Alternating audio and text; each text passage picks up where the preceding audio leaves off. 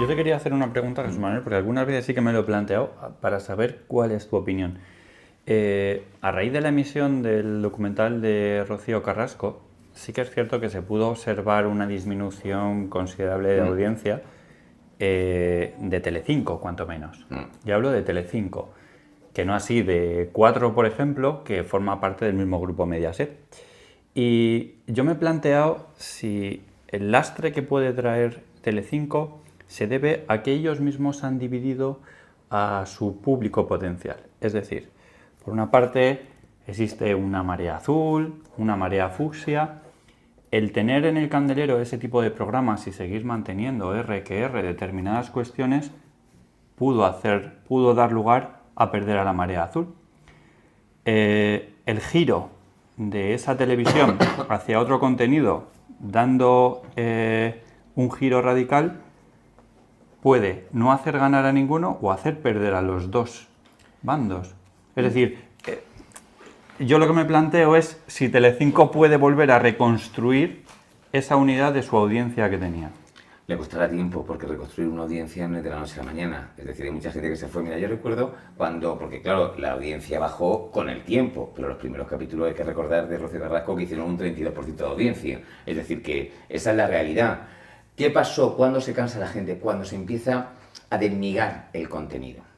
Cuando se empieza ya a justificar todo lo que ha hecho Rocío Carrasco con o sin razón. No voy a entrar ahí. Entonces, ahí es cuando te encuentras a la gente de la calle que dice, pero bueno, una víctima de violencia de género y sobre todo donde perdieron todos fue con el tema de los niños. La gente de la calle no entendió cómo Rocío Carrasco no se hablaba con ninguno de los hijos. Con la mayor, pues eso, pues pasó, pero yo me encontraba mucha gente en la calle que me decía, si pasó, eso se queda en casa. Y sobre todo que lo que hizo Rocío Carrasco es dejar a su hija en la palestra y que la arrastrase y que se la comiesen los buitres. Y después con el niño, pues no había justificación. Yo la justificación nunca la vi. Como una madre o un padre, me da lo mismo. Y ahí es donde perdió, más que la marea azul, ahí se perdió mucho. Porque ahí se perdió la marea azul por una parte, después las madres o las personas que son víctimas de violencia de género y que no se sentían identificadas en ningún momento con Rocío Carrasco ni con ese argumento. Después, cuando se empieza a dar las cantidades que ha cobrado Rocío Carrasco para hacer esa serie, quiero decir que fue un cúmulo de variables que eso es lo que hizo que poco a poco se desinflase.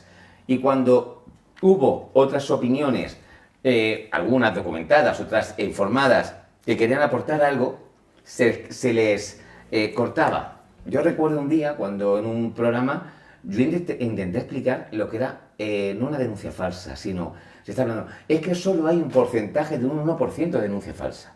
Claro, yo dije que el 1% es denuncia falsa con sentencia firme. Es decir, demostrar una denuncia falsa es muy complicado. Y que si llegas con sentencia firme, llegan muy pocas. Todo lo que se quede a mitad de camino, todo lo que se quede, no computa en ese porcentaje. Entonces, la gente empezó a ver otras cosas, pero no se podía explicar. Y eso es lo que hizo. Yo recuerdo un día, de los primeros, que dijo una compañera, dice, esto va a perjudicar, aquí no va a ganar nadie. Y fue así. Aquí no va a ganar nadie. Yo aquí, de verdad, y quizá es que yo soy muy bruto. Creo que esta gente diseñó un negocio. El inicio fue salvaje en audiencias. Y en cuanto empezó a ponerse en evidencia lo que no podía ser y cómo se faltaba la verdad, cómo se pasaban por encima de la justicia, cómo se decían cosas absolutamente falsas, o la mayoría de ellas, se sacaban documentos sesgados, la gente, obviamente, no es que dejó de ver el documental, es que la caída de Sálvame no fue la caída de Sálvame. Es que ha arrastrado a toda la cadena. Porque ha sido tan grave. Es decir, yo de verdad he alucinado con la declaración de Valdeperas. Golpe de Estado. Vamos a ver, señor. ¿Qué golpe de Estado? Lo primero, cuando has dicho tú, los trabajadores, ¿cómo se les avisó y tal? Yo pongo la mano derecha que los dos administradores de la fábrica de la tele lo sabían y No les lo habían sabían, avisado. Iván no lo sabía. No que les clausuraban el programa ese día, pero que ellos estaban en reuniones con Telecinco y sabían la problemática que hay, sin lugar a duda. Y si no se lo habían dicho, es que no tenían más que mirar las audiencias y mirar todo lo que, cómo habían arrastrado. Pero, de verdad, ¿golpe de Estado? No, golpe de Estado no. Es que la gente dejó de verles, de ver Sálvame y de ver Telecinco. Y no fue ningún golpe de Estado, fue las audiencias. Las absolutas audiencias. Porque, y ese golpe de Estado o cambio de línea editorial consiste en que hubo alguien allí que decidió. Se acabó de destrozar a personas. Porque, de verdad, Sálvame era una máquina de triturar carne. No había nada constructivo. La frase de si hay que llorar, se llora. Hay que machacar Inaceptable a todo eso. el mundo. Segundo, impusieron que había que pasar por encima de la ley y de la justicia. Les daba igual. Acordaros la frase de esta abogada. Ya se lo puede hacer mirar la fiscalía. O sea, les daba igual. Ellos estaban por encima de la ley. Tercera cuestión fundamental. Era una opinión única. Solamente se podía compartir su opinión y no te lo voy a contar a ti. Eso a la gente le duele tremendamente. No somos borregos. Y de verdad, ellos pensaron que toda su audiencia eran borregos, que estaban por encima de todo, que podían aleccionar, adiestrar, dirigir, y que daba igual, que no se podía pensar de otra forma. Y luego eran sectarios, porque había que ser de izquierdas. Si no eras de izquierdas, estabas muerto, Sálvame. Y todo el mundo tenía que pensar lo que pensaban ellos. Con todos estos condimentos, ¿de verdad esto ha sido un golpe de Estado? ¿O el cambio de línea editorial era necesario para no caer todavía más? Porque es que la caída de audiencias ha sido una detrás de otra. Y el problema no era Sálvame. Es que Sálvame se terminaba llevando a Ana Rosa Quintana, que en un principio no lo sufrió.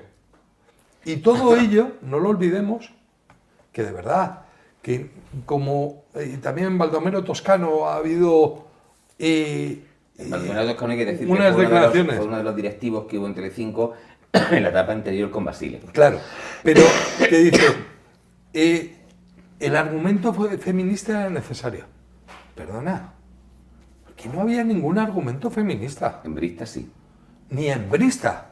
Era un negocio económico. Era parte, pero Se por lo trataba mismo. de un pacto que hicieron con Rocío Carrasco y Fidel Albiar, por el cual hacían un documental que llamaban al principio documental y lo tuvieron que cambiar a docuserie cuando se dieron cuenta del problema que tenían en cuanto a la veracidad del mismo.